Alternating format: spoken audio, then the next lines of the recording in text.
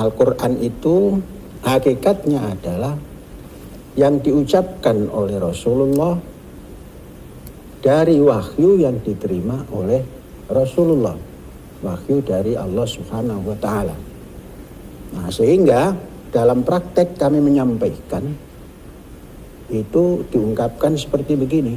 Qala Rasulullah sallallahu alaihi wasallam fil Qur'anil Karim. Jadi tidak ada kaitan menafikan siapa kepada siapa. Hakikatnya Quran yang ada pada kita ini adalah ucapan Rasulullah yang didapat dari wahyu, yakni wahyu dari Allah. Jadi kita tidak langsung mendapat suara Allah itu. Yang menyuarakan dan mengucapkan adalah Rasulullah Sallallahu Alaihi Wasallam. Maka dikaitkanlah qala Rasulullah fil Qur'anil Karim, atas wahyu ilahi, bukan kalam Allah, kalam Nabi Muhammad yang didapat daripada wahyu. Nah, kalau Allah berbahasa Arab susah nanti ketemu dengan orang Indramayu. Prewek itu nggak ngerti, Gusti Allah nggak ngerti. Kalau hadis yang utuh itu ya hadis Rasul Shallallahu Alaihi Wasallam yang diterangkan di dalam Al-Quran. La yantiku anil hawa in huwa illa wahyun yuha. Jadi nutupnya daripada Rasulullah Shallallahu Alaihi Wasallam, dzalika huwa Al-Quran, ayat Al-Quran. Faqala Rasulullah fil Qur'anil Karim. Faqala Rasulullah fil Qur'anil Karim. Seperti contoh kesesatan yang nyata, perilaku daripada Zaitun adalah dengan menyatakan atau berpendapat atau menganggap kalau Al-Quran itu adalah kalam Nabi Muhammad SAW. Ini pendapat dhal mudhil. Bahkan ini pendapat bisa masuk kategori kufrun. Saudara, karena nggak ada ulama semua sepakat. Sampai Mu'tazilah sekalipun yang mengatakan bahwa Al-Quran itu adalah makhluk, tetap mengatakan Al-Quran itu kalamullah. Mu'tazilah saja mengatakan Al-Quran itu makhluk, tapi tetap dia katakan kalamullah, dan nggak mengatakan kalam Muhammad, ya ikhwan. Sementara Zaitun mengatakan ini kalam Muhammad, nggak ada ulama. Justru kalau ada yang mengatakan, bertanya kepada kita apa dalil kita mengatakan Zaitun ini sesat gara-gara hal itu, kita kembali melontarkan pertanyaan, kita balikin. Wah, Anda sendiri punya dalil apa? Ulama mana yang mengatakan kalau Al-Quran itu adalah kalamul khalqi? Gak ada ulama yang mengatakan kalau Al-Quran itu kalam makhluk. Gak ada. Al-Quran makhluk, ya. Itu pendapatnya Mu'tazilah. Tapi kalau Al-Quran sebagai kalam manusia, Mu'tazilah gak pernah berpendapat sedemikian rupanya. Semua sependapat bahwa Al-Quran itu adalah kalamullah. Nah, itu yang perlu kita ini kan. Apalagi dia katakan qala Rasulullah sallallahu alaihi wasallam fil Qur'anil Karim. Itu udah nyata-nyata menisbahkan Al-Quran sebagai kalam Nabi Muhammad sallallahu alaihi wasallam. Nah, tapi kalau ada yang mengatakan lagi, tapi Panji Gumilang mengatakan qala Rasulullah sallallahu alaihi wasallam wahyan fil Qur'anil Karim. Kalau dia katakan begitu, saudara, ini talaub, ini kalimat. Ini namanya talaub. Kalau kita katakan qala Rasulullah sebagai wahyu, itu hadis qudsi. Amma yarwi min rabbihi, itu sudah ada definisi sendiri. Jadi jangan Al-Quran didefinisikan sebagai kalam manusia. Satu lagi saya mau tambahkan, kelompok liberal. Nah, kalau kelompok liberal lain lagi.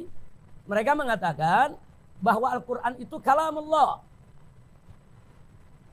Tapi kalamullah itu dengan lughatullah, dengan bahasa Allah, yang tidak ada satu manusia pun paham itu lughahnya. Sehingga Muhammad menerjemahkan lughatullah ke dalam bahasa Arab. Jadilah itu Al-Quran yang kita pegang saat ini. Jadi liberal di sini mengecoh kita seolah-olah mereka sama dengan kita mengatakan ini kalam Allah. Dia bilang iya Al-Quran itu kalam Allah. Tapi Al-Quran bahasa Arab itu tetap saja Muhammad yang menerjemahkan. Artinya kurang lebih sama dengan yang Panji Ibu bilang bicarakan bahwa Al-Quran yang kita dapat sekarang adalah kalam Nabi Muhammad. Na'udzubillah min dari hati-hati ya kawan. Tadi dia katakan bahwa Al-Quran itu merupakan wahyu Allah yang diturunkan kepada Nabi SAW dan Nabi SAW menyampaikan dengan bahasanya sendiri. Nah ini yang kemudian yang sangat-sangat menyimpang, karena sebagaimana kita ketahui bahwa Al-Quran itu adalah firman Allah Subhanahu Wa Taala, artinya lafaz dan maknanya itu datang dari Allah Subhanahu Wa Taala, tidak ada yang bisa merubah. Lafaz al-fad, kemudian maknanya itu datang daripada Allah dan tidak ada yang bisa merubah daripada al-fad tersebut. Jadi Nabi SAW menyampaikan apa yang kemudian Allah firmankan. Ketika Allah Subhanahu wa taala berfirman Alif Lam Mim dzalikal kitabu la raiba fihi hudan lil muttaqin, itu firman Allah, itu bahasanya dari Allah Subhanahu wa taala, dan Nabi SAW tidak bisa mengubah daripada bahasa atau lafaz tersebut. Maka dikatakan oleh Nabi SAW Alif Lam Mim sesuai dengan firman Allah itu tadi. Berbeda kalau misalkan hadis qudsi. Kalau hadis qudsi itu maknanya datang dari Allah, sedangkan lafadznya kemudian Nabi SAW menyampaikan dengan bahasa Nabi.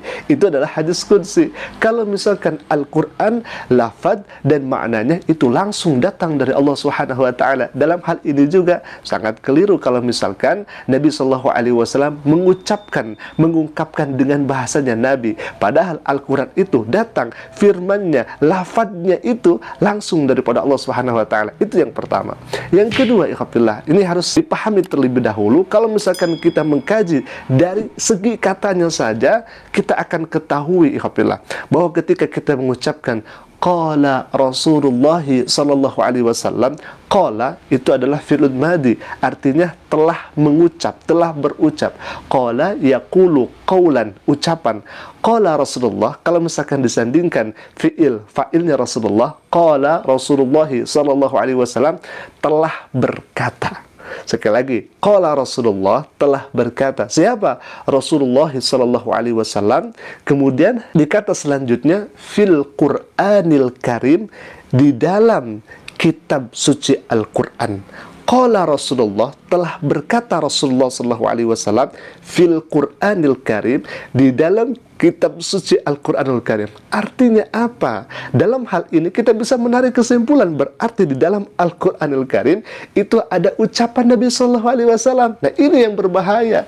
Sedangkan Al-Quran itu bukan ucapan Nabi, tetapi firman Allah, wahyu Allah Subhanahu Wa Taala.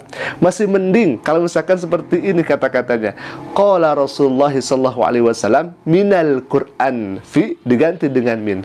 Apa maknanya? Qala Rasulullah, telah berkata Rasulullah SAW minal Quran, dari Al-Quranul Karim. Artinya dalam hal ini ada pembeda antara ucapan Nabi dengan firman Allah Subhanahu wa taala. Jadi Rasulullah mengutip dari ayat Allah, mengutip dari firman Allah Subhanahu wa taala yang kemudian Rasulullah ucapkan tersebut.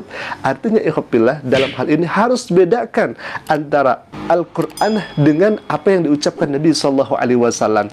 Al-Quran memang keluar dari lisan Nabi sallallahu alaihi wasallam, tetapi yang keluar dari lisan Nabi sallallahu alaihi wasallam itu bukan dari dirinya Nabi sallallahu alaihi wasallam, itu bukan dari lafadznya Nabi sallallahu alaihi wasallam, tetapi Al-Quran lafadz sampai maknanya itu langsung daripada Allah Subhanahu wa taala. Jadi harus dibedakan. Jadi kalau misalkan hal yang demikian itu disampaikan kepada awam, ini sangat rentan. Nauzubillah min dalik. Barangkali dan mungkin bisa terjadi ketika ada mengucapkan qala Rasulullah sallallahu alaihi wasallam fil Qur'anil Karim, telah berkata Rasulullah sallallahu alaihi wasallam dalam Al-Qur'anul Karim, kan bisa menjadi ini penyimpangan akidah kalau misalkan hal ini dibiarkan. Maka sesuaikan dengan fungsinya dan porsinya.